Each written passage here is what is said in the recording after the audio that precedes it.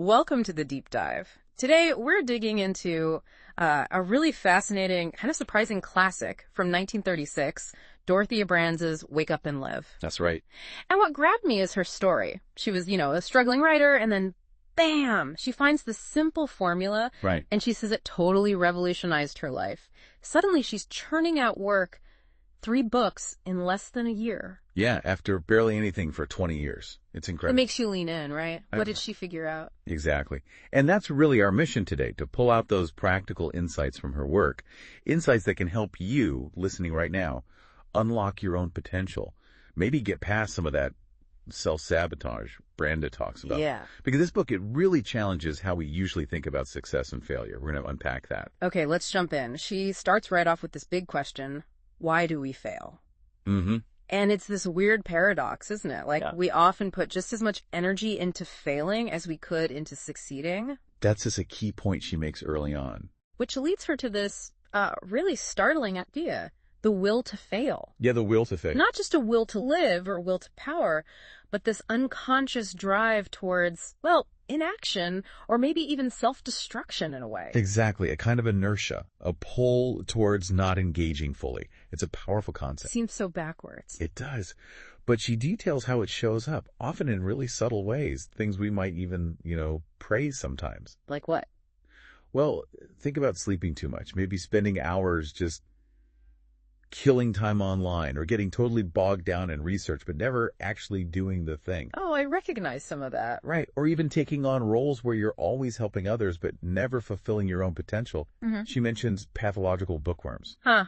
Reading everything, doing nothing. Pretty much. Yeah. Or people who deliberately take jobs way below their abilities, just playing it safe, avoiding the real challenge. Okay, so that's the will to fail. But then it gets even weirder with the rewards of failure. Rewards, really? Yeah, no, it sounds odd.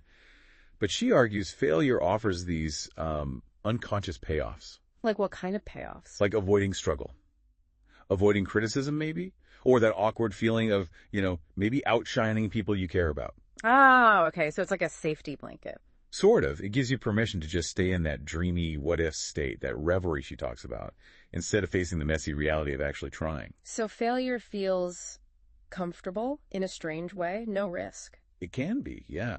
A cozy rut, like you said. But, and this is crucial, she offers a way out. The solution is surprisingly direct. Right, this is the core formula. Yes, based on how the mind works, she lands on this. Act as if it were impossible to fail. Act as if. Okay. But that sounds a bit like just, wishing it. Like self-hypnosis. She's clear it's not quite that. It's more like a conscious decision, a way to mentally clear the decks. You basically stop feeding the fear, stop dwelling on past failures, and just act. And that redirects the energy. That's the idea. All that energy tied up in doubt gets freed up. She says it leads to this tremendous surge of vitality. You tap into strength you already had but couldn't access.